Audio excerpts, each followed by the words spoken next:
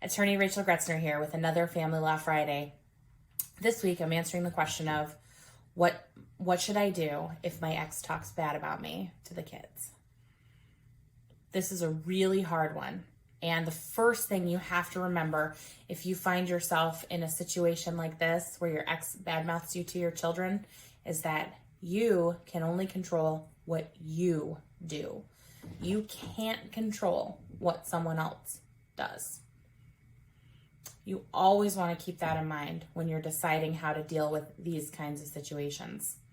The next suggestion we have is that you'll want to pick up some sort of co-parenting resource, like a book, to help you navigate this co-parenting relationship. Here at Your Path Family Law, there's two books in particular we really like. One is called Joint Custody with a Jerk, which is filled with just tons of real-life examples of how to improve your communication with your ex and goes through possible issues with you. The other is the Co-Parenting Handbook, Raising Well-Adjusted and Resilient Kids from little ones to young adults through divorce or separation.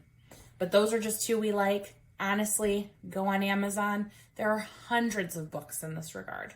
And if you find yourself in this type of difficult co-parenting situation, it is definitely worth spending a weekend and reading something that can really help you change your mindset as it relates to dealing with your ex.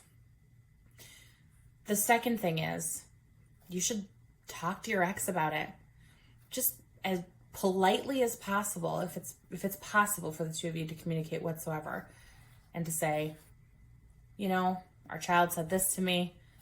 I understand you're frustrated with me. Please bring those frustrations to my attention and not to our son, not to our daughter. Just show the grace to your ex that you want them to give to you. Lastly, if this is an ongoing problem, if you have tried to remedy it on your own, you may want to go to a court and ask them to order that your ex cannot disparage you to the child.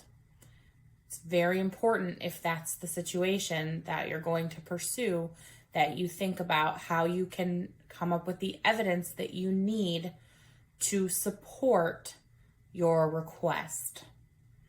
In next week's video, we're going to be talking more specifically about some strategies for successful co-parenting without having to constantly rush into your lawyer's office. If you have any questions about this, you're in a difficult co-parenting situation and you need some judicial assistance or some attorney assistance to try to create a better situation, give us a call. We're here to help.